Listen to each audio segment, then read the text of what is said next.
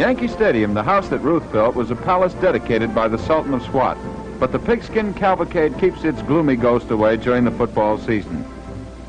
The crowds arrive early by subway, bus, and car. The Yankees, who had toppled the 49ers the previous week and who were hopeful of a playoff spot, tried hard but without success to stop the Browns. Otto Graham had one of his great afternoons, hitting the ends and halfbacks with passes with clock-like regularity. Otto passed to ends Lavelli and Speedy, and then switched to backs Jones and Bodeker, and had the Yanks pretty confused. To add to the balanced attack of the Browns, Marion Motley had quite an afternoon busting through the tremendous Yankee line. Bill Bodeker completed the rout of the New York club with a catch and fancy fake that enabled him to leap into the end zone with the final touchdown of the game. Lou Groza, with a field goal and 4 conversions, aided in the one-sided score. The crowd was shocked as they read the bad news, which saw the Browns trample the Yankees 31-0. The Browns are off again on their way to Cleveland, awaiting another season of the greatest show in football. And with the challenge of a new and greater league, the Browns have started preparing for the new season, which will find the 4-time champions battling the Philadelphia Eagles, the New York Giants, the Green Bay Packers, the Chicago Bears, the Los Angeles Rams, and all of the other great 11, who have shown time and time again that the autumn cavalcade of sports is both colorful and exciting.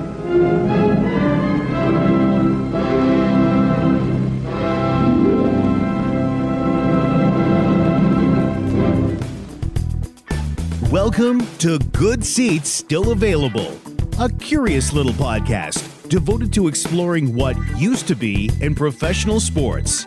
Here's your host, Tim Hanlon.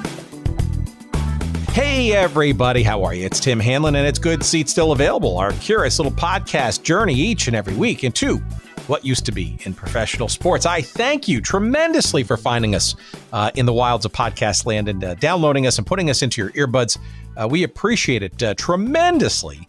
And hopefully we reward you this week with some fun and frivolity from the world of the All-America Football Conference. Yes, the league that was the major butt kicker challenger to the NFL in the late 1940s, especially as the war years had wound down in this country, and pro football was, albeit not yet, sort of the supreme professional sport as it is become today. It was not quite there yet. The college game was really much more the thing, and certainly baseball was probably the most predominant and most followed professional sport at that time. But clearly, after the war had been completed, there was no doubt that there were a lot of people who were looking at football as perhaps the next big thing, the growth opportunity in the realm of professional sports. And clearly, the millionaire's coffee klatch of ownership that created the All-America Football Conference certainly had dollar signs in their eyes and a massive opportunity in their minds ahead of them. But as we'll hear in our conversation this week with our guest, Gary Webster, the path to riches, shall we say, and success by challenging the the NFL, the National Football League, was not a clear and direct one, despite the money and the will of this collective challenger group. Gary's new book is called The League That Didn't Exist, which is an interesting title, a history of the All-America Football Conference. And that title is not by chance, because as we've dealt with the decades since this period of time, it's really interesting to see sort of how the NFL has almost brushed away these 4 or 5 years of challengers during the formative years, very formative years of what has become now the NFL. And to deny the fact that the Cleveland Browns, as you heard in that little clip there, as they were getting ready to go into the NFL in 1950, but also, of course, the Baltimore Colts, at least the legacy of such and the name and whatnot. And of course, certainly the San Francisco 49ers, none of those teams, and by the way, the Buffalo Bills as well, albeit not direct lineage, but certainly the establishment of the viability of professional football in Buffalo was the AAFC's doing. And all of those teams, and frankly, a lot more, is really due to the All-America Football Conference's existence and, frankly, pushing of the NFL competitively into what it is now become. And you know, we're going to get into some of the reasons why maybe the NFL doesn't sort of acknowledge the AAFC's existence or doesn't want to formally do so, especially as one of the anniversaries of the old league is coming up. it does remain a mystery. We'll get into some of the issues. But regardless of that, the history of the All-America Football Conference is a fascinating one, full of intrigue, full of egos and vision. And the football one wasn't all that bad either. Although depending on where you were, if you were in Miami or you were playing the Brooklyn Dodgers football version, there were some moments of woefulness for sure. But as you'll hear in our conversation coming up, amazing crowds, some tremendous football. The Cleveland Browns prime among them, but not the only in terms of quality. And some very interesting, evolution of the sport of pro football because of the All-America Football Conference's existence. And we're going to get into all of that and much, much more with our guest, Gary Webster, coming up in just a couple of seconds. And we hopefully will give you some enjoyment for the next hour or so in that conversation. So please stay tuned to that. But before we get to that chat, I do want to remind you that one of our great sponsors, of course, is and are our friends at oldschoolshirts.com, where you can, of course, use the promo code GOODSEATS, and you're going to get 10% off all of your purchases at that tremendous website. And of course, it's especially prudent to do so because there's some great stuff there that features the AAFC, timely for this conversation. In particular, you're going to find two great shirts devoted to the two Chicago teams that played in the AAFC. One of those being the Chicago Hornets. It's a great sort of gray and black shirt there. That was the latter version of the Chicago franchise establishment in the AAFC, and it's a really cool logo. It's yellow and black and white, and it's just very cool. And I think you're going to enjoy that simply, at least for the logo, let alone for the team and the memories you might have had of that. And of course, there's also the shirt of the team that preceded the Chicago Hornets and in the AAFC, and that was called the Chicago Rockets. Also a very cool and interesting logo for sure. And that's more red and blue and white. You're going to find both of those shirts and many, many more across all kinds of sports, not just football, and frankly, all kinds of other pop culture treasures too, from lots of different cities all across this country. And again, that's at oldschoolshirts.com. And make sure, of course, that you use the promo code GOODSEATS, and make sure that you, of course, get 10% off all of your purchases. And of course, by doing so, you're going to give us a few shekels of love. And why not, right? Because it's your favorite podcast of all time. And you want to see the show continue as we do by giving a few shekels accordingly after making a purchase there. That is certainly much obliged. And we and oldschoolshirts.com appreciate it very much. And we also, of course, appreciate you continue to listen for the rest of the show with our great conversation with our friend Gary Webster as we get into some of the intricacies of the All-America Football Conference of the late 1940s. And here's our chat. Please enjoy.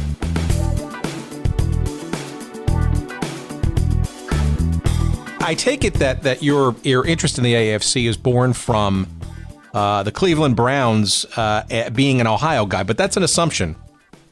Well, that's absolutely correct. In fact, I've been interested in the AAFC because I am a Browns fan, but then when I was researching my book about the 1948 undefeated AAFC champion Browns, I really became interested in the AAFC, and knowing that even to this day the NFL pretty much dismisses the existence of the AAFC, I looked around to see if anybody had written about it in any detail. I found a couple of books of statistics and such, but no real detail about the 4-year existence of the AAFC. And having all of that information that I had already compiled in writing about the Browns, I was just able to expand upon that, and McFarland was interested in publishing the history, so that is where the book came from. So, I mean, why do you think, so let's maybe start with the title, right? So, the league that didn't exist, right? So, give us a sense of sort of the premise, because it's very clear that the NFL, and we've learned this in lots of other conversations, right, is not necessarily warm and fuzzy. And by the way, a lot of leagues we've sort of seen is that they've had a sort of, shall we say, very a variable approach to embracing or not, conveniently, history when it's suitable, depending on where things are going and the big business that pro sports and the NFL is right now. So Give us a sense of sort of that premise, given the fact that actually a couple of teams from the old AAFC actually live on today in the NFL. Yes, they do, in the Browns and the San Francisco 49ers. Well, the interesting thing that I discovered, one of many interesting things that I discovered in researching this book, was I refer to it as the naivete, because I don't think it was stupidity. I really don't. The men who bankrolled the AAFC were smart businessmen. They acquired gobs of money to be able to invest in professional football, which was highly speculative in the late 1940s. But in doing the research, I discovered that these men couldn't understand why the NFL did not embrace them from the very beginning. Once Arch Ward, the sports columnist for the Chicago Tribune, whose brainchild was the All-America Football Conference, once Ward put this thing together, before many players had even been signed, a two-man committee consisting of Paul Brown, the head coach of the Cleveland Browns, and John Keeshan, the owner of the Chicago Rockets, were assigned by the AAFC owners to go to Elmer Layden, the commissioner of the NFL, and say, look, Elmer, let's sit down and talk about how our two leagues can coexist peacefully and in prosperity. Well, Elmer Layden was not at all interested in that. From that came the rather famous quote attributed to Layden by so many football history books when first informed about the AAFC, saying, let them get a football.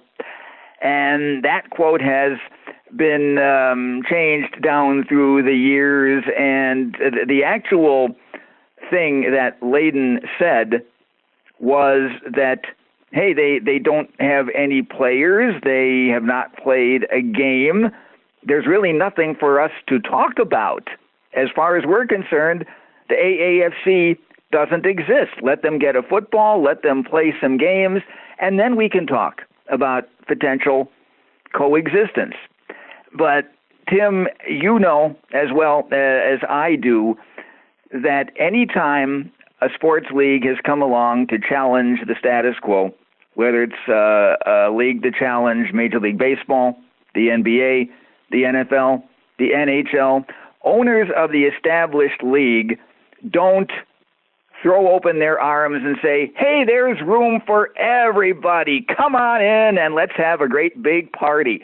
It doesn't work that way, and AAFC owners could not understand that. They could not understand why the NFL was not welcoming them with open arms, but instead looked at them as the enemy. And that, to me, is just reeking of naivete. I can't understand why these men didn't realize the NFL is not going to embrace the AAFC. They're going to try to crush it, because that is what existing sports leagues do to upstarts. That was one of the most fascinating things I learned in researching this book. But Layden's response, right, is probably also, though, hardened by what the NFL went through during the war years, right? And we've talked a couple of episodes on sharing teams like the Card Pit and the Steagles, and and it's also very interesting too, or then maybe counterintuitive, that he would respond that way given the relatively strong financial backing of these new folks, given that the league itself was pretty much almost a done deal from a hardy band of men, right, that were probably more full of will and ingenuity than they were money, right?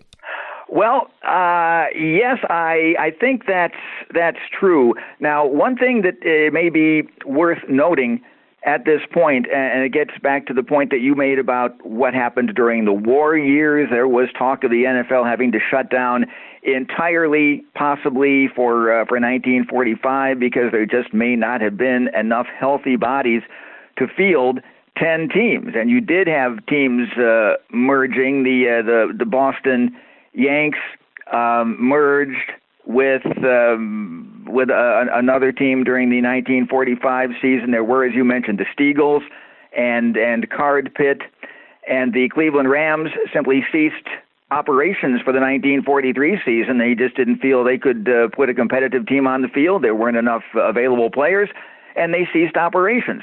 So yes, these NFL owners had gone through very tough times during World War II, as did all sports, as did all Americans, period.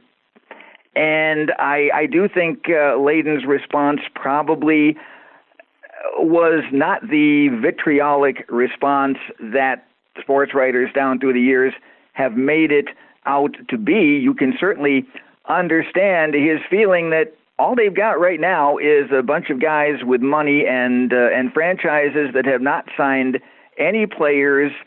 And I mentioned something in this book, which is something else I came across in the research that I'd not been aware of previously. There were two other upstart leagues that tried to challenge the NFL in 1944. Neither of them got as far as so much as signing a player. There was a league called the United States Football League, which existed on paper for about 6 months before throwing in the towel. Then there was another league called the Trans-America Football League, which existed on paper for about the same amount of time. In fact, they both threw in the towel on the same day, June 2nd of 1945. They both quit on the same day. So Elmer Layden had really very little reason to believe that the All-America Football Conference was going to amount to anything more than the USFL had or that the Trans-America Football League had. And I think his dismissive response to questions about it is probably quite understandable, and not really the dismissive, vitriolic, lack of respect response that sports writers have made it out to be in the years that followed. Yeah, so that's interesting. So the skepticism then, obviously, it seems well-born then. But it's also interesting, too, that, again, I put this in perspective, right? We're not even, in 1945, it was still relatively in turgid times in this country, certainly domestically. And oh, yes. Right. And I think it becomes interesting, though, because by the skepticism, you can understand that. But then it's also interesting, though, that there's got to be a form of, flattery or intrigue, at least in the NFL offices that, to your point, these two other organizations and now this third one, and now with this third one with a significant amount of money behind it, you got to think the NFL Brain Trust is thinking, wow, there are a lot of people out there kind of circling around what we have. And it's ironic, given what we've been through the last couple of years, that so many people want to kind of step up. And so maybe we do have something here of substance. And we got to double down, given that the war hopefully is over relatively soon and maybe more robust economic times are ahead. Well, something that I said at the very beginning of the book is imitation is the sincerest form of flattery, unless you run a professional sports league, in which case, of course, you don't want imitators because you don't want competition.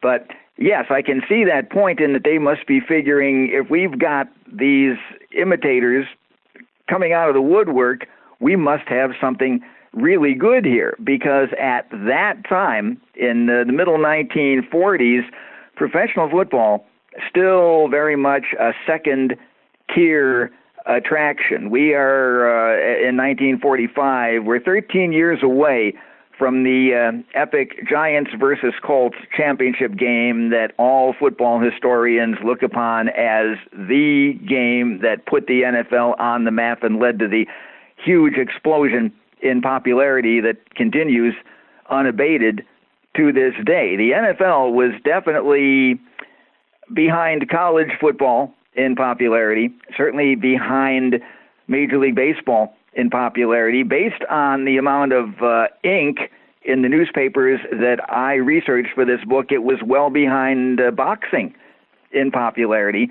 So it was a definite second-tier attraction, but they had to be thinking, as you said, we may be onto something here, because look at all these people with money to spend who are trying to challenge us. But the NFL was really pretty much fighting for its own survival in 1945 until the war ended. The players returned from Europe and from the South Pacific, and they were able to field 10 teams in 1945 and look ahead to greener pastures and better days come 1946 and beyond. All right, so who are these guys in this millionaires coffee klatch around the AAFC, and what, from your research, give us a sense of maybe them sort of maybe separately or individually or collectively, how they thought that their approach and the timing and pro football generally was worth the major challenge with the AAFC? Well, collectively, Tim, according to Jim Crowley, who was the first commissioner of the AAFC, Jim Crowley was one of the legendary Notre Dame Four Horsemen, the backfield of the 1924 Notre Dame team. It is probably no mistake that Crowley was hired by the owners of the All-America Conference teams as their commissioner because Layden, the commissioner of the NFL, had been one of Crowley's teammates in the backfield of Notre Dame in 1924. So you're trying to match star power for star power here. According to Crowley, the cumulative wealth of the original owners of the 8 AAFC teams, and I find this statement hard to believe, in all honesty, and the bank statements, of course, were not available to try to verify this. So it may have been whistling past the graveyard, it may have been false bravado, but Crowley claimed in 1945 that the owners of the AAFC teams were worth a cumulative $200 million. Now, what that would translate to in 2019 dollars, I'm really not sure, but try to wrap your head around that.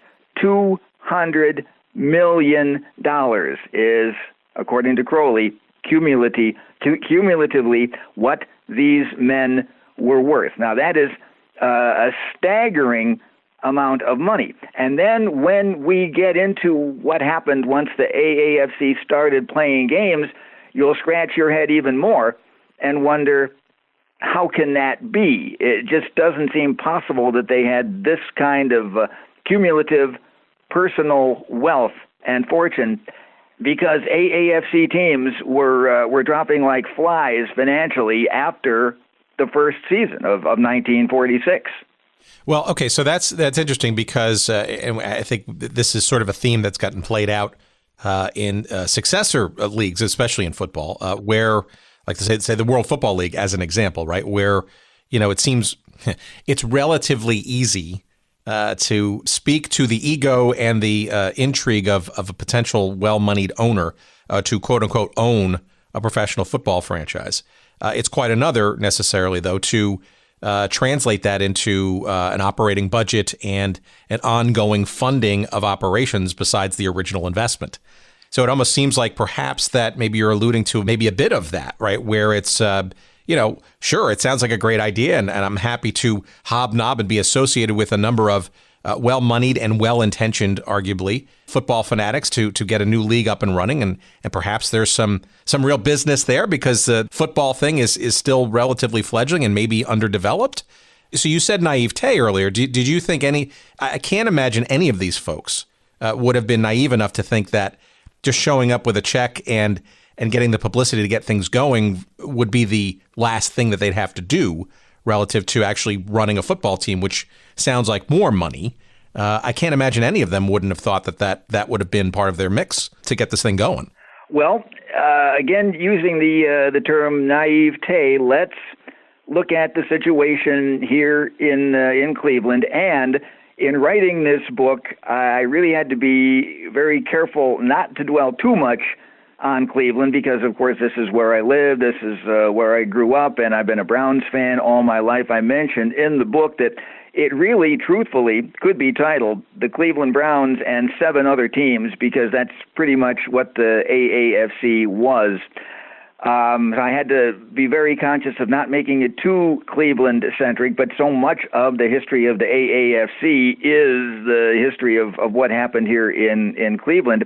Mickey McBride, the owner of the Browns, made his money as owner of the Yellow Cab Company, a very well-heeled individual who said at the team's banquet after the 1946 season that he approached Arch Ward when he heard about the new football league that was being created, because remember, at this time, Cleveland was in the NFL. Cleveland had the Rams in the NFL, and McBride went to Ward and said, "You're going to have a team in Cleveland? If you are, I'd like to own it." And Ward said, "Oh, okay, we would like to have a team in Cleveland. Let me check your background and get back to you." And according to McBride, in like a week, Ward got back to him and said, "Okay, you check out. If you want the Cleveland franchise, you've got it." McBride said, and I don't think this was tongue-in-cheek. I really don't believe this was said in jest. McBride said, "To show you how much I knew about football, I thought I'd write a check for $500 and I'd be in the league." And he was in for a rude awakening after that. Now, I can't say how that might have translated to the other owners of other teams, but apparently some of these people didn't really have a good concept of what running a professional football team would be like and what it would cost. Now, McBride was one of those people who was, as the saying goes, smart enough to know what he didn't know. And he knew nothing about running a football team, so he hired a guy who knew everything about running a football team and let Paul Brown run the team, and the results spoke for themselves. But it would just seem to me, based on what I found in my research, that some of these people didn't really realize what they were getting themselves into. It was more complicated and more expensive than they thought. And in other situations, just because somebody has a huge amount of money doesn't mean they're going to be willing to spend it on a venture that doesn't appear to be about to return much of a profit on the investment. The franchise in your city of Chicago being the perfect example. The Chicago franchise had 4 ownerships in 4 years in the All-America Conference. Each one supposedly loaded, and each one went bankrupt before each individual season was over. Now that's interesting. All right, so give us a sense, based on what you were able to determine, how was the recruitment process for these potential or eventual owners, at least in the beginning part of getting this league up and running?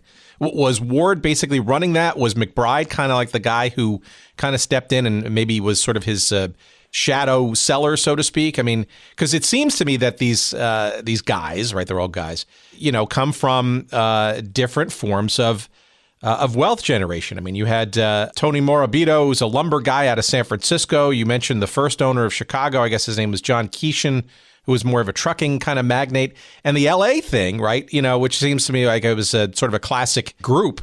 You had a racetrack owner in there, and then arguably a front man. Arguably how much money he actually brought to the mix, in a Don Amici, right, a well-known guy, and Louis Meyer from MGM. I mean, how was that process sort of going? Like, was it an ego push to get people in, or I'm just curious as to what the process by which the money was being solicited, how that was sort of going and processed. Well, I found out. I mean, one thing that was a common thread throughout the research that I did was that the AAFC loved to talk about the amount of money that its owners had. And the sports writers who wrote about the league dwelt on this, that the bottom line is the AAFC really has more money than the NFL. The AAFC owners have deeper pockets than the NFL. If the I shouldn't say recruitment of McBride, because they did not recruit him. He went to them. newspapers of the time did not go really into any detail about the vetting process, if there even was a vetting process back in the 1940s. But Arch Ward was a smart individual. As your listeners may know, he was the guy behind the old college football all-star game, which started every college season up until 1976, and also the guy who came up with the idea for the Major League Baseball all-star game. So this was a smart individual who obviously knew that money was going to be needed if the AAFC was going to compete with the NFL. And the guys, in most cases, that wound up with AAFC ownership were men of considerable means, with a couple of exceptions, which make for some of the most interesting stories that you'll find in the book. I'm talking specifically about the Miami Seahawks, who became the Baltimore Colts and were a constant source of irritation, to say the least, to the AAFC, always being in money trouble. So I can't specifically tell you how the process went of recruiting these owners, but there was nothing the commissioners of the AAFC enjoyed doing more than bragging about how much money their owners had. And every time there was a franchise, well, most times, let me qualify that, most times that there was a franchise in financial trouble, the commissioner, be it Jim Crowley or those that followed him, Jonas Ingram and Scrappy Kessing, all was singing from the same songbook. Well, if this ownership goes under, we've got another one waiting in the wings, and boy, have they got money. And I had to get a laugh out of that because it just didn't come out in the wash. It really didn't. That was a recurring theme that lacked substance, to say the least. All right, so it's pretty clear that the money part is certainly there. The operational naivete, perhaps not yet really to sort of play out until the games actually get going. But let's talk about the geography decisions here, because obviously, looking back in history, it seems curious to me that a brand new league, supposedly with good money behind it, would choose to go directly in competition with the NFL in a number of major markets, in addition to maybe some other markets that didn't have pro football. Why do you think that decision was made versus, say, doing more cities that were not enjoying any kind of pro football at all? Well, Tim, I think that is an interesting question, and I've always wondered about that in sports expansion.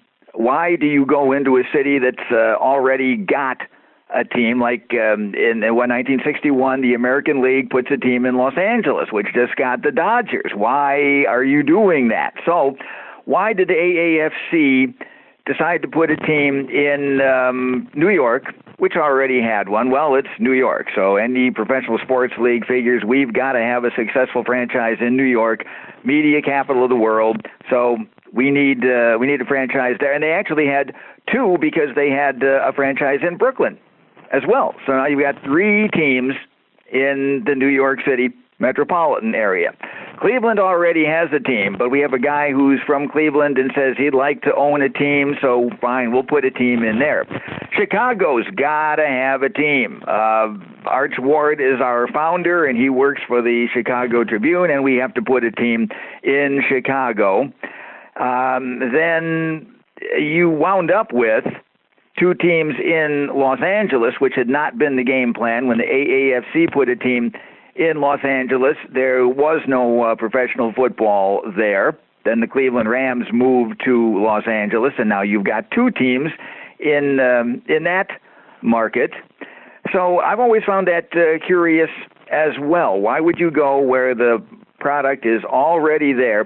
The AAFC, of course, did go into a number of markets that didn't have football. At the time they put a team in Los Angeles, there was no team there. They put a team in San Francisco, which did not have a team. They put a team in Buffalo, which did not have a team. And they put a team in Miami, which did not have a team, and that turned out to be probably the worst decision that the AAFC made in the 4-year history of the league, was to grant a franchise to Miami. And we could do a podcast about the Miami Seahawks alone. So I think the reason for New York is pretty obvious. You've got to have a successful franchise there. Plus, they got Yankee Stadium. What happened was that the Brooklyn franchise of the NFL was abandoned, and the owner of that franchise, Dan Topping, who also happened to own, along with Del Webb, the real New York Yankees, baseball New York Yankees, and Yankee Stadium. Now, this gives the AAFC, a fledgling league, the number one sports venue in America. They are going to have a team in Yankee Stadium. So that's the obvious reason for putting a team there. You've got two franchises. The Dodgers hardly count. The Dodgers are pretty much an afterthought, and I'm sure we'll talk a little bit about them in a few minutes. So your virgin territory is Buffalo, Los Angeles, San Francisco, and Miami. Now, this gives me an opportunity to mention that the name of the league is the All-America Conference, often called incorrectly the All-American Conference. In fact, so much so that on the back cover of my book, my publisher calls it the All-American Conference. They didn't send me the back and front covers when they sent me the proofs, so I wasn't able to correct them. So it's kind of embarrassing that on the back cover of my book, it's called the All-American Conference. But the idea behind this was it did cover all of America. You had teams in the Northeast, you had teams in the Midwest, you had teams in the Far West, and you had a team in the Deep South, because at this point the National Football League is strictly in the Northeast and the Midwest, except for the Redskins. That was as far south as the NFL went. Everybody else was in the Northeast or the Midwest. So Ward felt he had created a truly all-America conference. And that's how the franchises wound up where they looked into other potential places like Dallas, like Houston, like New Orleans, like Kansas City.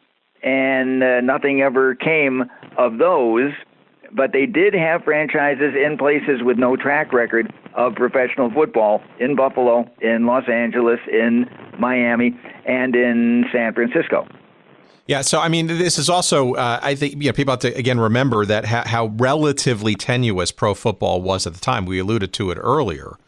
But talk about moxie, right? I mean, not only is we're talking about the wealth supposedly behind this effort, but we're really trying to now push the current ownership of the NFL into the realities of a geographic, understanding of the United States. And then there's plenty of places where, quote unquote, pro football doesn't exist. I mean, ambitious is kind of an understatement, I guess, given, the original sort of vision of truly expanding what football could be across literally the entire country. Yes, I think that's what Ward had in mind. Now, in going into Miami, George Preston Marshall, the owner of the Washington Redskins, who was probably the AAFC's number one antagonist for the 4 years that it was in existence, George Preston Marshall just laughed and said, there's no way football is going to succeed in Miami. You guys are really going to regret this decision.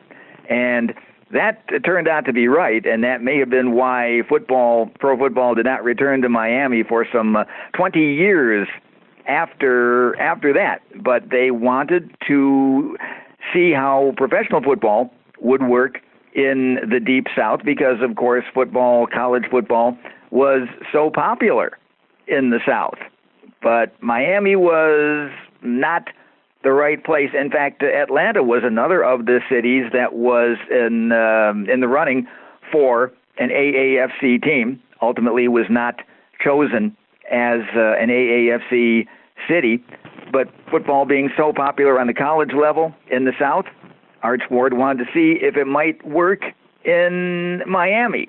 That didn't mean football couldn't work in the Deep South, but Miami turned out to be the wrong place to put a professional team in 1946.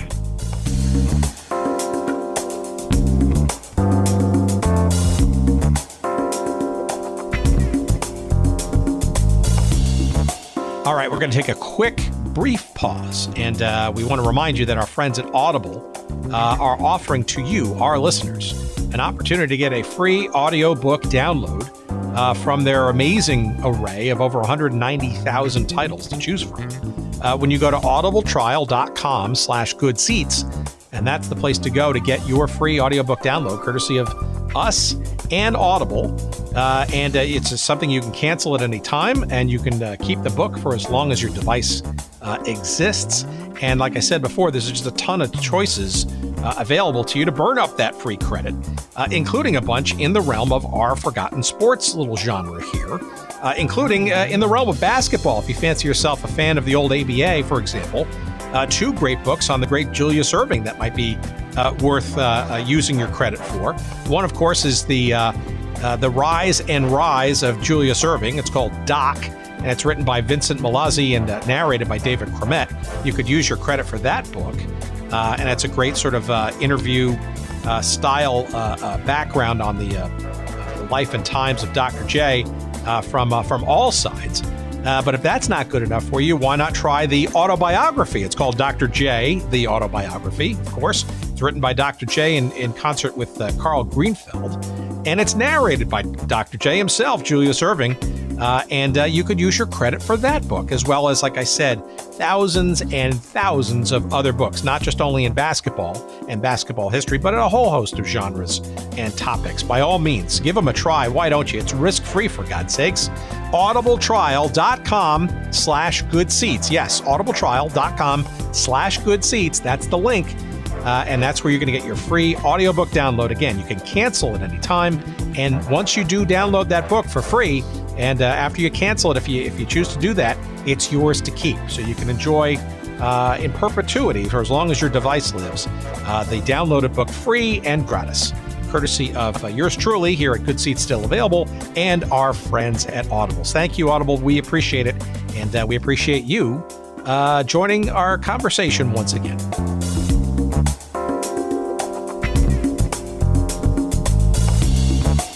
Aside from Miami, which we can touch upon later, or perhaps even do a separate episode on, if you're willing, and I don't bore you to tears with this one. Can you give us a sense of sort of how this first season sort of unfolded? Because it does seem like it was quite successful on a number of different fronts, both on the field and off the field. But I think also the NFL did too, and probably some of that is because of a return to domestic economic growth, the war being over, people returning home, and arguably a bit more pursuit of normalcy after years of horrifying war effort. Well, for sure, the sports boom of the late 40s, the NFL and the AAFC benefited from that. The war is now over. The troops are coming home. They want to have a good time. They want to go to professional sports games, whether it's baseball or football. They have the money to do it. So 1946, the first year of the All-America Conference, turned out to be the best of the 4 years of the AAFC. The attendance figures were strong just about everywhere, except for Miami and for Brooklyn. Here in Cleveland, the Browns were setting all kinds of football attendance records. The Yankees did well. The Bills did, the Buffalo Bisons, I should say. They were the Buffalo Bisons in 1946. And they surprised a lot of people by the way they supported their team. The Rockets in Chicago had the one decent season that they would enjoy in 4 years. So right away, the AAFC is showing, at least at the box office, that it has some staying power. I mean, the first AAFC game at Cleveland Stadium, 60,000 plus in attendance, and that was unheard of. The NFL didn't draw numbers like that. In most cases, it couldn't. In those days, most football teams used baseball stadiums, assuming that they were in a city that had a Major League Baseball team. In fact, the only NFL city by 1946 that was not renting a baseball stadium was Green Bay, because, of course, Green Bay didn't have a Major League Baseball team. Everybody else was renting baseball stadiums. They didn't have 60 and 70,000 seating capacity, with the exception of Yankee Stadium. So the NFL couldn't draw the kind of numbers that were being drawn in Cleveland in huge municipal stadium with its 80,000 seats.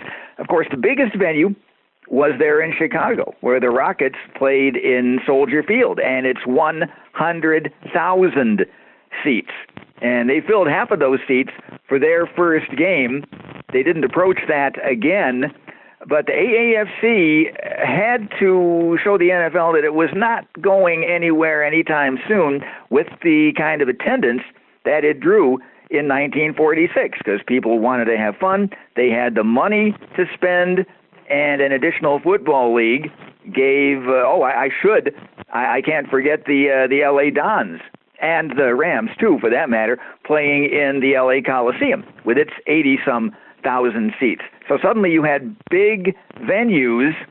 The Coliseum didn't draw the kind of crowds that the Browns did in Cleveland, and the Rockets didn't draw the kind of crowds that the Browns did in Cleveland, but the seating capacity was there. Now it was up to the two leagues to put on the kind of show that the fans would be willing to pay in large numbers to see. So 46 was the AAFC's best year, and then it just deteriorated slowly each year from there. How about the quality of play? It seems that the AAFC got off to a fairly decent product, shall we say, start. But it also seems that there was quite a divide between sort of the haves, if you will, on field and have-nots in terms of their performances. Well, Tim, there was in both leagues a big disparity between the top teams and the bottom teams. But yes, in the AAFC, that was probably one of the reasons that led to their demise. You had the Browns, who stood head and shoulders above everybody else, the 49ers, who were almost as good, the Yankees, who were almost as good, the Dons in Los Angeles, who were pretty much mediocrity, a 500-type team. And then you had everybody else, especially in the Eastern Division, where the first year of the AAFC, the Yankees win the Eastern Division title with a record of 10-3-1. The other three teams in the Eastern Division combined to win 8 games. So the disparity in the Eastern Division, there was no race. The Yankees dominated from the first week of the season. Folks in Brooklyn, in Miami, in Buffalo, they really don't have any reason to come out to the games because their teams won 3 games or less. In the Western Division, the Browns and the 49ers fought it out for 2/3 of the season, and then the Browns established their dominance, go on to win the division easily, and the 49ers and the Dons fight it out for second place. The Rockets bring up the rear, but the Rockets had 3 tie games in 1946, so you can look at it this way. They were 3 points away from having a winning season of 8-6, or you can look at it the other way. They were 3 points away from having a record of 5-9 instead of 5-6-3. So competitively, the first season of the AAFC, in the West, there was some competition. In the East, there was none. And that situation, it became so serious that by 1948, the commissioner of the AAFC felt it was necessary to step in and rearrange, shall we say, some of the playing talent. And how did that sort of unfold as the season sort of ended? I mean, if you're the ownership of the AAFC and your Arch Ward, do you claim success? It seems like there's plenty of room to do such, but it also seems to me that there are some, as becomes obvious in later years, some real significant hurdles to overcome. Well, after the first year, the league meeting, which took place the week of the championship game, which was in Cleveland. Browns beat the Yankees to become the first AAFC champion. The big problem was, what are we going to do with Miami? In Miami, the owner had run out of money by the middle of November. The players had not been paid from the middle of November until the end of the season, but they kept showing up for practice and for games anyway. So the Miami problem had to be dealt with. It was dealt with by liquidating the franchise and moving it to Baltimore. Otherwise, things were in relatively good shape. There was a change in ownership in Chicago. The first AAFC commissioner, Jim Crowley, resigned the commissionership and bought the Chicago franchise. So everybody is anticipating great things for the Rockets in 1947. Crowley has an outstanding record as a college coach. And referencing back to what we were talking about earlier, John Keeshan, the trucking magnate, sold out, and Crowley and his new ownership supposedly had lots of money to spend on playing talent. And remember how important this would be, because you now have two leagues fighting over the same talent. Players have a choice. Do I sign with the NFL? Do I sign with the AAFC? Who's going to give me the best deal? And of course, they played off both leagues against each other until they got the top dollar.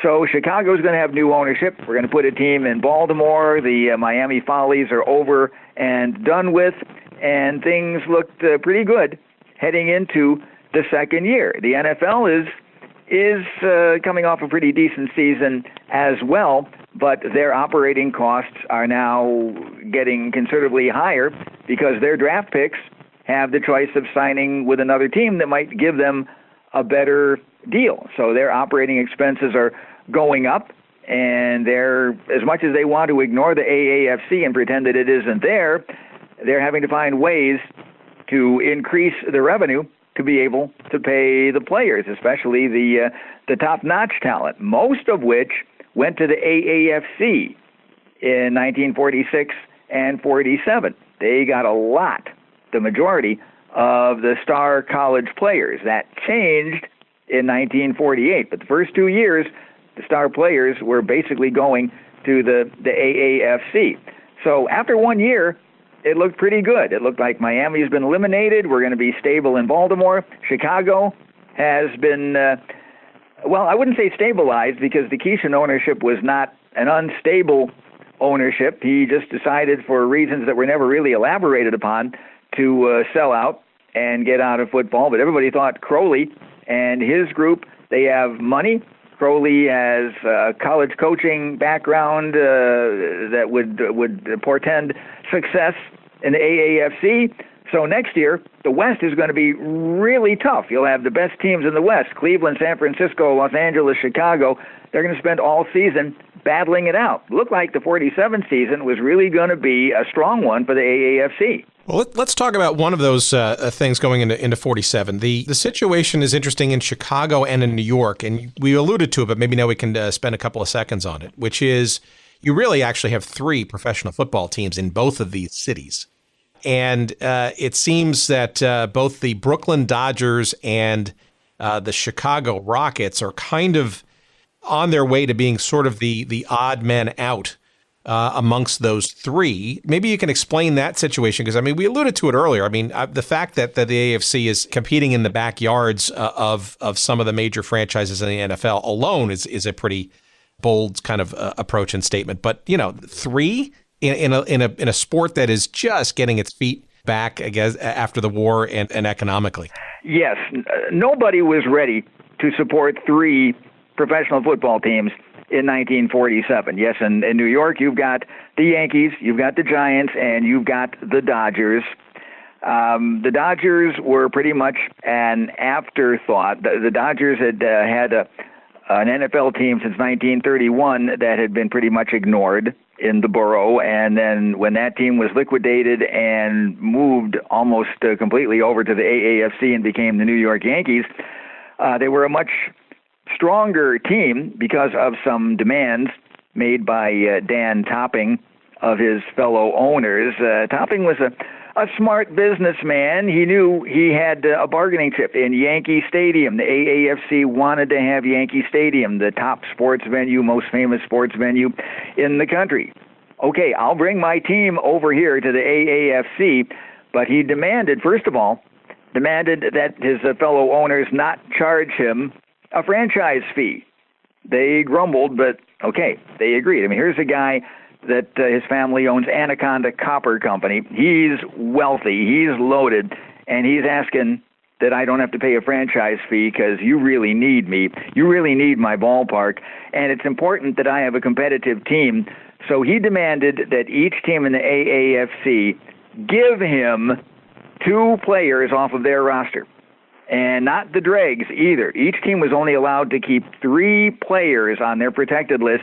Topping could take anybody else that he wanted, which is why the Yankees turned out to be as strong as they were, because we've got to have a strong competitive team in New York. But no, New York couldn't support 3 professional football teams, and that was proven in 47 and 48 and 49. Chicago couldn't support 3 teams either. Chicago had the Bears, of course, the monsters of the Midway. They had the Cardinals, who were the worst team in the NFL up until the late 1940s. Now, there is a theory, and I wasn't able to prove this or disprove this, but there was a theory that George Halas wanted to make sure the Chicago Rockets never got a footing in Chicago, so he funneled some good players to the Cardinals to make sure that they were not only competitive, they wound up winning the championship. In 1947, they had never been a competitive team until the middle 40s, but Halas wanted to make sure that the fans came to see the Bears and the Cardinals and not the Rockets. So maybe there was some chicanery going on. Nothing was ever proven. But even at that, Chicago could not support 3 NFL teams. The sport was just not that popular at the time. And Los Angeles, as big as it was, struggled to support 2 teams. I mean, they go from no professional football in 1945 to having 2 teams in 1946, kind of like... That sounds familiar. Doesn't that sound familiar? Yeah, that happened just a couple of years ago. Haven't had a team in 20 years. Now we got the Rams and we got the Chargers. And they struggled to support... What I found really, really interesting was why, for some reason, the fans tended to turn out for exhibition games in Los Angeles as opposed to regular season games. They had a handful of exhibition games, both the Dons and the Rams, that drew over 80,000. In the regular season, they were putting 30 and 40,000 people in the Coliseum. But Los Angeles struggled to support 2 teams. New York couldn't support 3, and Chicago couldn't support 3. Another of probably the mistakes that the AAFC made was they insisted they had to have a team in Chicago, even though the Rockets were pathetic on the field and pathetic at the box office. We've got to have a team in Chicago. Keeping a team there probably was one of the AAFC's larger mistakes. So let's talk about a little bit of that intrigue, because as you mentioned, because the Cardinals really had never been really a thing of any sort, and the implication, or the perhaps maybe now the actual assessment based on your research, that there was some funneling of talent, shall we say, by the folks in the NFL and Mr. Halas in particular, to kind of sort of ward off, no pun, the Rockets and the AAFC challenge. What of the NFL, right? Because it's clear that both leagues had some were doing fairly well. I mean, there was certainly some major crowds. I mean, even the AAFC, right, where 70,000 at Yankee Stadium for a big time game against the Browns. I guess it was sort of a tale of 2 halves, where you had a 28-0 lead, for the Yankees, and then the Browns come back in stunning fashion to tie the game. I mean, 82,000 for a game in the Coliseum with the Dons.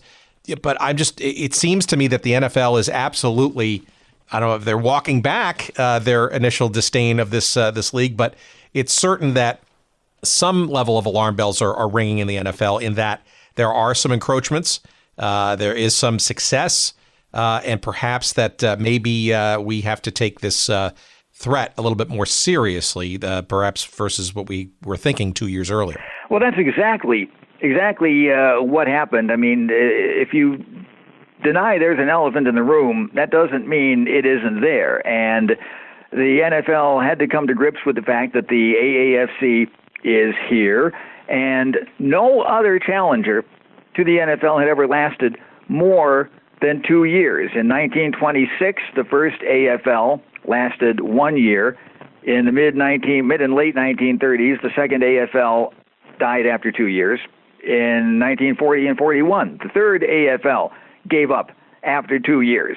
Then there were the two challengers I mentioned earlier in the podcast that existed only on paper for like 6 months.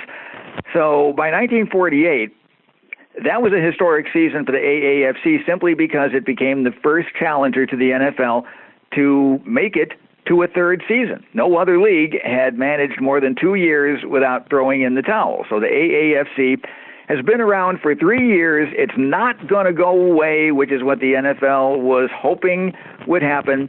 So, yes, they have to acknowledge the existence.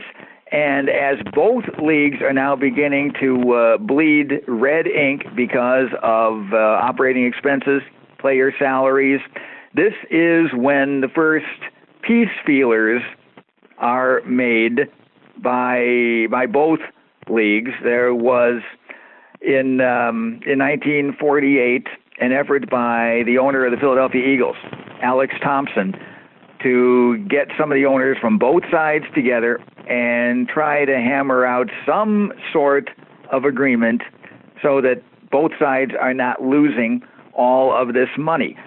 What happened there was that Dan Topping of the Yankees made what he thought was a completely innocuous remark about the Mara family, the owner of the Giants, that the Mara family in 1948 is going to lose $200,000 operating the Giants this year, and wouldn't it be great if we could all stop losing money and start making a profit on our football teams?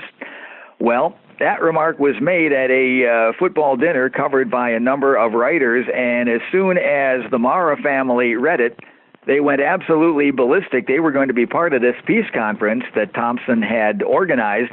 They immediately withdrew.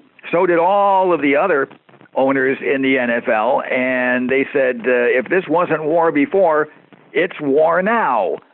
So the first of the peace feelers went up in smoke, being the reason being that Topping had made what he thought was just an off-the-cuff, truthful remark. But it marked the point where both sides realized we have to put a stop to this thing before both of us wind up going out of business. 1948 was the year the NFL acknowledged they're not going to go away, so what are we going to do with them? And for the last year and a half of the AAFC's existence, that became the question. What are they going to do with the AAFC?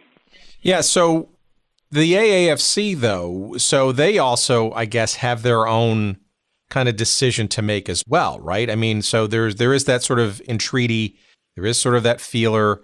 You know, I guess the NFL folks could sort of perceive that as being, you know, maybe there's a sign of weakness there, that they're kind of, you know, reaching out to us so early in their proceedings. But it's unmistakable that both sides, right, recognizing that this competition is raising salaries, which I guess is good if you're a player of that era, right? Because you've at least you have choices, right? A theme that we hear over and over and over again with challenger leagues, and the competition, right? Arguably has goodness for not only players and their potential ability to command higher salaries, but also conceivably for fans and the quality of play, right? Versus sort of a status quo. But it's pretty clear that both sides recognize that this competition, while healthy and arguably, you know, a good thing for fans, ultimately is not going to end well.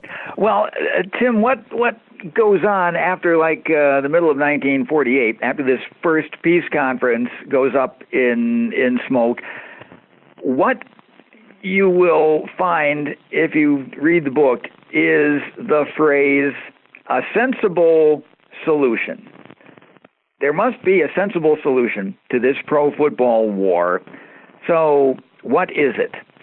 And after the 1948 season, the Browns finished 15-0, won the AAFC championship, and the next day, instead of them getting all the headlines, the big headlines are that a contingent of AAFC owners was on their way to Philadelphia to talk to some NFL owners, the first face-to-face meeting in the 3-year pro football war.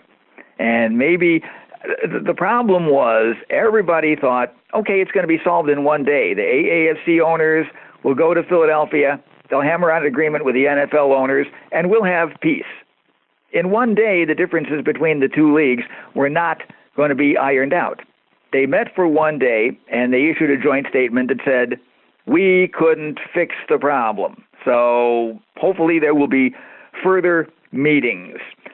But the phrase that keeps coming up is a sensible solution. The problem is each side had a very different idea of what a sensible solution was.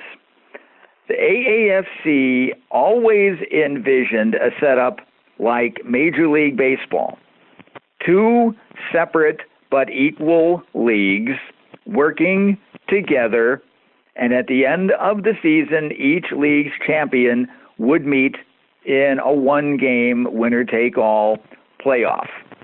That's what the AAFC wanted, or at least that is what they continued to insist that they wanted. That was their vision. That was what they wanted from day one, to create a Major League Baseball type situation. The NFL's idea of a sensible solution was, we want the Cleveland Browns and the San Francisco 49ers. We will absorb those 2 teams, and the rest of the AAFC will disband.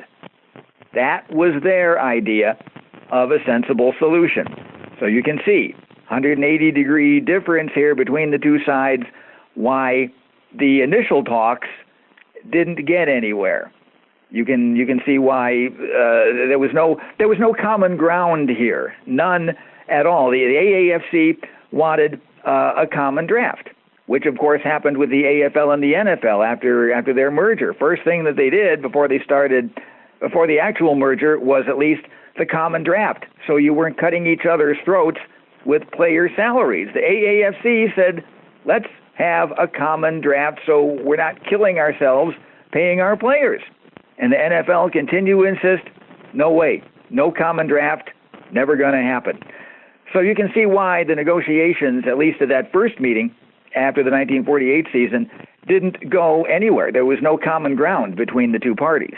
Well, who actually has the leverage in that conversation? Right? Because you can make the argument the NFL has more of the leverage, or maybe some people would say the AAFC does because of some of their successes and frankly drawing power against some direct competition in the NFL. Right, so it almost feels like there's a group grope, I guess, for who's got the leverage really for that conversation. It seems like the NFL, kind of stiff-armed that because arguably they kind of could because they're the legacy league. I don't know. Well, I think that's the case. I think it is, and I think that is borne out in what the eventual resolution of the pro football war turned out to be. And again, much of my research was done in the Cleveland newspapers, and even in the papers here. The attitude toward from most of the writers toward the AAFC was, this league is not as good as the NFL. Maybe the owners do have more money than the NFL owners, but the product is not as good. It is not as prestigious as the NFL. I think the leverage really did belong with the NFL. Regardless of how much money these AAFC owners may have had, I think the NFL held the upper hand. They did have the prestige. They did have the team name recognition, which the AAFC didn't have. And ultimately, with the solution that was achieved at the end of the 1949 season, I think that proved the NFL had the upper hand. They knew it. and it was just a waiting game to see how much longer the AAFC owners would be willing to continue to lose money, even though they did outdraw the NFL the first 3 years of the AAFC's existence, 46, 47, and 48. They did slightly, not substantially, but they did slightly outdraw at the box office the NFL. Nonetheless, the NFL had the prestige, and they knew it, and I think they knew that they could wait it out, and ultimately they did, and the results of the merger that put an end to the pro football war pretty much showed who did have the upper hand and who knew how to use it. The NFL got 99.9% of what they wanted in the ultimate surrender documents, if you want to phrase it that way. Yeah, that's interesting. So that the NFL, kind of basically say, okay, if there's going to be a war of attrition, we've been through stronger challenges before, literally within the decade.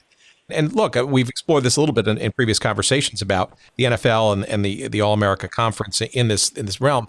A lot of the NFL owners, right, were very tight-knit, very, it started on a card table, back in the early 20s. And what they didn't have in financial depth, they certainly had in, shall we say, shared camaraderie and collegiality to fight off all kinds of different challenges, this being sort of the latest among them. Maybe we can circle around 49, because it seems to me that even the beginning of the season, it almost feels like AAFC management and ownership, despite some challenges and some realignments, which we can talk about, seems to almost kind of want to go for broke, almost literally at the beginning of the season with this college all-star game that Arch Ward has been behind. Maybe you can sort of set the table with that, because I think what happens with that all-star game almost sets the tone for perhaps what's going to happen at the end of the season. Well, the AAFC had offered to substitute itself for the NFL in the all-star game because the NFL had almost pulled out of it the previous year due to some contractual problems, specifically Harry Gilmer, the star quarterback of the University of Alabama, who was a draft choice of the Redskins, had signed a contract to play in the game and then said, "I'm not going to." And the reason for that being the Redskins did not want him to at the risk of injury. And the commissioner of the AAFC came in and said, because George Preston Marshall, the owner of the Redskins, said, "I think we should pull out of this game. This game doesn't put any money in my pocket. I don't think we should waste our time with it. I don't want my players playing in it and possibly getting hurt." And the commissioner of the AAFC, of course, here's a chance maybe to tweak the NFL. So if they pull out, we'd be glad to play in this game, especially since the guy who started the college all-star game is the same guy who started the AAFC. So here we are. We're willing to play in this game. Didn't come to that. The NFL didn't cancel its contract, and the game went on as scheduled. By 1949, the AAFC only has 7 teams. The Brooklyn Dodgers have ceased operations. They have merged with the New York Yankees because in 48, the Dodgers lost $319,000. And Branch Rickey, yes, the Branch Rickey who operated the baseball Dodgers, also operated the football Dodgers. That was too much for Rickey to take, so the Dodgers just ceased to exist and merged with the Yankees. The AAFC is down to 7 teams for 1949, which means they only have a 12-game season as opposed to a 14-game season. They decide that the playoff, they have one single league rather than 2 divisions, and with 7 teams in the league, the top 4 will make the playoffs, and the number 1 seed will play the number 4 seed, the number 2 seed will play the number 3 seed, and then the highest remaining seed will host the championship game. It turned out to be a pretty good competitive season, except for Baltimore. The 6 other teams were competitive, and the Browns came out on top again, and the crowds were diminishing everywhere, even in Cleveland, where the speculation was, we just know the Browns are going to win every week. We know the Browns are going to the NFL, so let's get it done. That was pretty much the attitude here. Anyway, we know the Browns are going to the NFL. The competition is better there. The AAFC is on its last legs. So let's just get it over with, okay? I mean, the championship game between the Browns and 49ers drew a crowd of 22,000 in an 80,000-seat stadium, and even the sports editor of the Cleveland Press said, the city should be embarrassed. This is pathetic. But at that point, everybody knew the end was near, and if not in 1950, then by 1951, the Browns would be in the NFL. So the 1949 season, from a competitive standpoint, pretty fair for the AAFC, but the crowds were not there, even in Cleveland. San Francisco held up its end, but everybody knew with only 7 teams left, this was going to be the last call for the AAFC, and it turned out to be. So let's talk about sort of how the sort of end of times here sort of occurs, how this does get wound down, and maybe some of the conjecture as to how, don't call it a merger, right, or some kind of combination, maybe a little bit of interesting points around sort of how all of this sort of comes together in the end, both during the course of 49 and then maybe after the season of 49, because I'm really curious as to like how much fans or I mean, you're kind of alluding to the fact that pretty much people kind of knew something was going to occur, but how much did people on the fans and the players, and how much really did people know that, and what were the competing theories of how to put these pieces together unfold?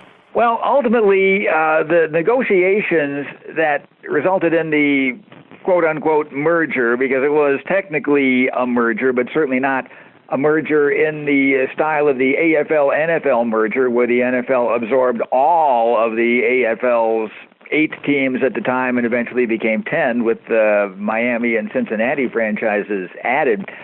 The meeting was so secretive that one of the 2 people representing the AAFC was a guy by the name of Dan Sherby, who was an attorney and was Mickey McBride's partner in ownership of the Browns.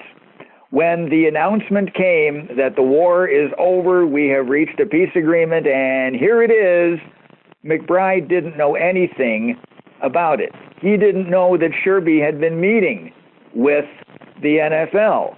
Only the people involved in the meeting were aware of it. They kept it from the media. They kept it from everybody. And Tim, the bottom line was it was prompted by the fact that owners on both sides were just losing such huge amounts of money. There was no way 2 leagues could continue. And AAFC, whether they had more money or not, their owners, I think they just saw the handwriting on the wall, and the National League, even then, was too big, too much of a force, too much of a behemoth. They were not going to give in. They were never going to agree to this separate but equal 2 leagues deal that the AAFC wanted.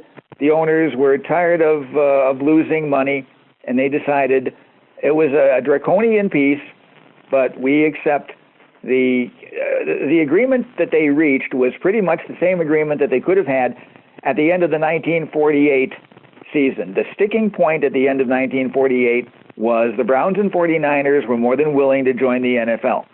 And the other AAFC teams were pretty much willing to disband and say, hey, it's been fun, but we're going to do other things now. But the Baltimore Colts would not go away. They insisted if there is a merger, we're going to be involved in it. The Redskins wanted nothing to do with the Colts being in the NFL. The AAFC owner said, we've been through too much in 3 years. We're not throwing anybody under the bus. If the Colts aren't included, we're going to go on for another year. They lost the Dodgers. They kept the Colts. They went on for another year. And at that point, it just had to cease and desist. And so the NFL, they made the one concession. The one concession that they made was, okay, we'll take the Colts. We get the Browns. We get the 49ers. We'll take the Colts, and the rest of you go away. And that was the ultimate sensible solution. The other AAFC franchises disbanded. The Browns and the 49ers and the Colts moved into the NFL. The Colts were punching bags for 1 year and then disbanded themselves. And what we have left of the AAFC is the fact that the Browns, despite a hiatus in the 1990s, Browns and the 49ers are still around and still in business. Can we talk about the Bills for a second? Because it seems like that there was a valiant attempt on the from the fan base of the Buffalo Bills to also be included in this quote-unquote merger. Yes, there was. And if anybody really got the short end of the stick, it was the Bills fans. I mean, they were asking the question, if Baltimore is in, why aren't we in? Because Baltimore, every year of their AAFC existence, 47, 48, 49, went hat in hand to the public and said, we're broke. We need you to come across with the money to finance our team next year. We are broke. The Bills, who became the Bills in 1947 after being the Bisons in 46, they supported their team well. They had $175,000 to put up to operate their franchise. They went to the NFL meeting where the merger was finally voted upon and approved, made their presentation, and Bert Bell, the commissioner of the NFL, said, well, that sounds pretty good, and we really don't have anything per se against Buffalo. And the Buffalo people made the argument that, hey, an uneven number of teams is not going to work. You'll have 13 teams next year. That means every Sunday somebody's got to have a bye. With 14 teams, everybody can play. But ultimately, Dan Reeves, the owner of the Rams, voted against Buffalo joining the NFL, saying, again, I have nothing against Buffalo, but I don't think this 13-team league is going to work. And I don't think a 14-team league is going to work. So I just don't think we want to take on any more franchises at this time. The NFL Constitution required that any decision on any issue, no matter how small it may be, required a unanimous vote. So when Dan Reeves voted no, Buffalo was out, and as we know, they had to wait 10 years till the AFL came along to get themselves another Major League football team. But Buffalo probably deserved to be in the NFL much more than Baltimore did. Well, it seems that admitting Baltimore over Buffalo wound up seemingly in the early days kind of winding up being kind of a mistake pretty quickly. Sure did. So a couple of other sort of things to maybe to sort of wrap up this, and then I want to get to your sort of thematic here, which we kind of alluded to in the beginning about sort of the forgottenness of this league. The name of this new league actually was going to change, wasn't it? Wasn't it discussed as being changing the name of the NFL because of this supposed merger? Yes, they changed it to the National American Football League, and I believe that only lasted for 1 year, maybe two at most, and then it went back to the National Football League. But it's also interesting, too, that the legacy of that sort of national and American, those two appellations, actually wound up becoming foundational into how the NFL structured itself to what we even know today is these two sub-conferences of national and American names. Yes, exactly. Because they did have the National Conference and the American Conference for, again, I'm not sure how many years, 1 or 2 years before it went back to being the Eastern Division and the Western Division until 66 when they broke into the four divisions and gave them all separate names. And so, yes, there was some relationship between what happened in the early 50s with the merger with the AAFC and then what things would eventually become in the 60s and with the merger of the NFL and AFL in the 70s to what we have now. Yes, the American Conference and the National Conference. All right, so let's then talk about sort of, well, actually, there's one other thing I want to sort of get to. There was this sort of sidebar. It was called the World Series of Pro Football. At least people had sort of thrown that out there. And I guess my sense is that sort of came from the brain trust of the then existent All-America Football Conference as a persistent and consistent challenge, or an offer at least. Well, yeah, there were all kinds of offers from the AAFC to challenge the NFL every year. We want our champion to play your champion. Now, this World Series of Football came about from some gentleman in Los Angeles who wanted to host the World Series of Football, as I remember it, at the L.A. Coliseum. but they wanted to do it as sort of a warm-up act to the Rose Bowl game, which again shows you that college football was much more popular than professional football in those days. But I believe that was their idea. Let's have the AAFC champion play the NFL champion, and then a few days after that, we'll have the real attraction, the Rose Bowl game. The NFL never wanted any part of that, and none of those ideas, whoever they may have come from, and they came from any number of different places and sources, the NFL wanted no part of that. Their champion was not going to play the AAFC champion. They had everything to lose, nothing to gain, and that game was never going to happen, and it never did. Very interesting. So, okay, so let's sort of come back to this sort of major theme that we kind of initiated the conversation around. And again, it goes back to the title of the book, the proverbial league that didn't exist. We've talked about this with other leagues and have absorptions and or mergers and all those kinds of things, and the sometimes convenient remembrances or distances from history that make up those leagues and the things that come from it. And the NFL is obviously no exception. But so, the title of your book is not, I'm sure, a trivial one. What of the NFL's remembrances and or incorporation of the AAFC in its history, both records as well as otherwise? Because it is undeniable, right, that the Cleveland Browns, whichever version in history you want to kind of, the name at least, right, lives on. But its history obviously is now branched into a couple of different environments in the NFL, but it's still very much part of Cleveland history. The 49ers and the Colts, obviously, very much part of the NFL's ongoing legacy. And even some of these teams like the Buffalo Bills, et cetera, can arguably draw some of their initial beginnings from the old AAFC. So what of the state of this 4-year Challenger League and its incorporation into the rich tableau of pro football, the NFL in particular? Why isn't it more embraced as part of its the league's legacy? Well, I wish I had a really good, solid answer for that, because I think in your asking the question, you've touched on the legacy that the AAFC has left behind. It really should not be swept under the rug or forgotten or left in the dumpster of history. The Browns and the 49ers are left behind. The Buffalo Bills kind of can trace their antecedents back to the AAFC. The Baltimore Colts were sort of born there, then died, and then were rejuvenated in the early 50s in the NFL. I wish I had an answer as to why the AAFC is not given the respect that it deserves.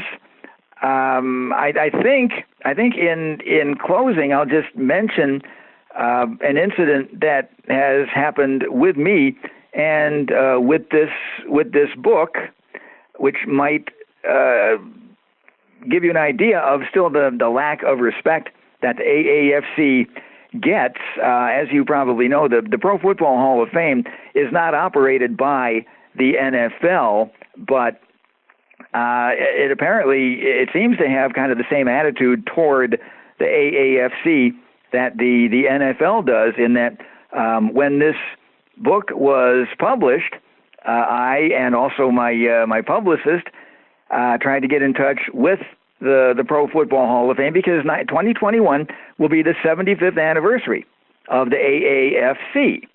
And we've been trying to get in touch with the Hall of Fame to see if we can put together some kind of program to commemorate this. And I'm not trying to criticize at all anybody with the Hall of Fame, but the book has been out for like 7 months now, and we're still waiting for our phone calls and emails to be answered. So even the Pro Football Hall of Fame seems to not want to be bothered with the AAFC. And I wish I could give you a good, solid answer as to why that is, but that's one reason why I wrote the book, to hopefully get some respect and just some publicity for a league that was around for 4 years and did leave a mark. Yeah, and I wasn't there at the time, but I mean, it seems like if anybody was a sports fan at that time, especially pro football, right, it was absolutely on the radar, right? It was significant crowds, and you had teams and competition, and my sense is, and this is only born from 2 years of wacky investigations into lots of similar situations around pro sports in this country. It maybe is a reluctance, I guess, to even admit that there was moments or two of weakness or competition, or just to even maybe validate the fact that there have been challenges, which I think in the NFL's case is probably even more than any other league in this country, and other sport in this country, probably the hardest to defend, given the AFL experience, which was in many respects the ultimate in justification that a challenger league can be not only equal but merged into via their equality.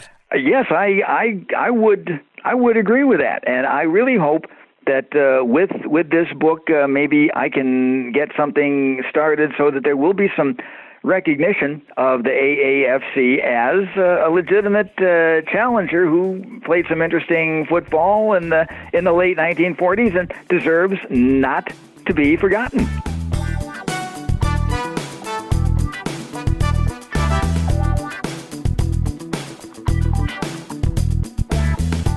All right, there it is. We thank our friend Gary for our little chat about the AAFC and the Browns and all the various teams that sort of came out of that, and the heritage that for whatever reason the NFL doesn't sort of fully and warmly embrace, but maybe by buying a few more copies of Gary's book, that'll help the cause and the process and raise a little bit more awareness of this issue and this wrong that probably needs to be righted. That book, of course, is called The League That Didn't Exist, A History of the All-America Football Conference. 1946 to 1949, those were the years. It is published by McFarland. You will find a link to that book, of course, on our website at goodseatsstillavailable.com. By all means, search up this episode with Gary Webster, and you will find a link to the book conveniently. And by doing so, you'll buy that book on Amazon. You'll get it probably as quick as any book can be gotten in this day and age. And you'll be giving us a few pennies or nickels of love by doing so. And we appreciate your doing that tremendously. You could tell by the voice of Mr. Webster. Yes, indeed, Gary is a radio guy, and you can listen to him in the metropolitan Cleveland area, Geneva, Ohio in particular, on WKKY Country 104.7, where Gary is the morning guy, Monday through Saturdays, each and every morning. Again, it's Country 104.7 WKKY in beautiful downtown Geneva, Ohio. You could also listen to them and him online, of course, at WKKY.com. And let's see what else. We've got all kinds of fun stuff for you at goodseatsstillavailable.com. Make sure you check out all of the great episodes that we've done in the past. You want to sign up for our newsletter, you can do that there. You want to follow our social media feeds, you can do that. We're at Good Seats Still on Twitter. You'll find us on Instagram at Good Seats Still Available. You'll find a Facebook page devoted to us. You'll find all those links and stuff there on the website if you forget all of that. If you want to send us some email, you can click on the link there, or you can just send it to us directly if you like. And that's hello@goodseatsstillavailable.com. And geez, I don't know what else. How about saying thanks once again to our friend Jerry Payne and his pals at Podfly Productions, who help us produce every week all of the pieces that are needed to put some kind of intelligent show together. And obviously, if you want to find out more about how to podcast and be part of the podcast revolution, well, if you want their help, by all means, give them a check out at podfly.net. And geez, I don't know what else to tell you, but we again, thank you for listening. God knows what we'll have for you next week, but we do encourage you to add us to your feeds, tell your friends about us, give us some ratings and reviews, why don't you, on Apple Podcasts or wherever you listen, Pandora now, you know, you name the place. I mean, tune in, we're on Spotify, we're everywhere. So give us a listen, tell your friends, and again, thank you so much for listening, and we'll talk to you next week. Until then, the ticket window is now closed.